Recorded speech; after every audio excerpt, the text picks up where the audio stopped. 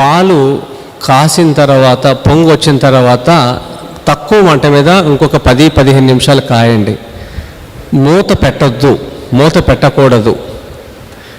మేగడ కట్టొద్దు కదా. ఆ మేగడని చాలామంది అమ్మలు వేరు చేసి ఫ్రిడ్జ్లో పెడతారు. అలా వేరు చేయకూడదు. గుణాలు అన్నీ కూడా పెరుగులో ఉన్నాయి, మేగడలో ఫ్యాట్ ఉంది. ఈ రెండు కలవాలి. చాలామంది అమ్మలు ఫ్రిడ్జ్లో పెడతారు, వారం రోజుల తర్వాత చేస్తారు. ఈ పని చేస్తే మీకు పెద్దగా మార్కులు ఏమి రావు.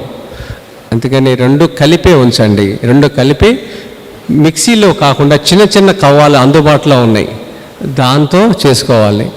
ఫ్రిడ్జ్లో పెట్టొద్దు. ఫ్రిడ్జ్ తీసి అసలు బయట పెట్టేయండి, ఇంట్లోంచి బయట పెట్టేయండి.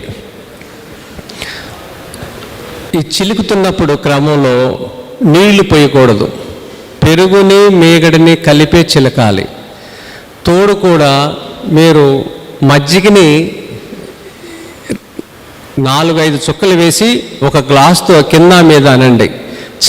చలి ప్రాంతంలో ఉన్నప్పుడు, చలి చోట ఉన్నప్పుడు దానికి చుట్టూతా ఒక బట్టనో లేకపోతే గిన్నెలో గిన్నె పెట్టి బట్టను చుట్టండి. చలికాలంలో లేటుగా తోడుకుంటుంది. ఇలా మీరు తోడేసే పద్ధతి. పెరుగుని మేగడిని చిలకండి. ఎంతసేపు చిలకాలి? 15 నుంచి 25 నిమిషాలు చిలకాలి. చిలికిన తర్వాత ఎంత పరిమాణంలో మీకు పెరుగుందో దానికి 2.5 నుంచి 3 ఇంతలు నీళ్లు కలపాలి. 1 లీటరు పెరుగుంటే 2.5 లీటర్లు లేదా 3 లీటర్లు చల్లటి నీళ్లు, కుండల నీళ్లు పైనుంచి పోయాలి.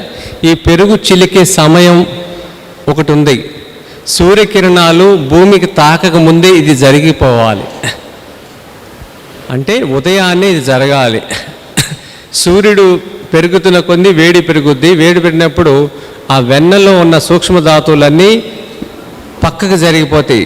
వెన్న ముద్ద కలవదనమాట. అందుకనే మనం ఉదయమే తీసేయాలి. పూర్వం కూడా పొలంకి వెళ్ళేవాళ్ళు కూడా పచ్చడి అన్నం తినేసి ఈ మజ్జిగ తీసుకుని తాగేసి వెళ్ళిపోయి 11ంటికి తిరిగి వచ్చేసేవాళ్ళు. మళ్ళీ వేసవి కాలంలో 10-11ంటికి తిరిగి వచ్చేసేవాళ్ళు. మళ్ళీ భోజనం చేసి 3 వరకు పడుకుని మళ్ళీ సాయంత్రం వెళ్ళేవాళ్ళు. ఇది చల్ల చేసే సమయం ఇదనమాట.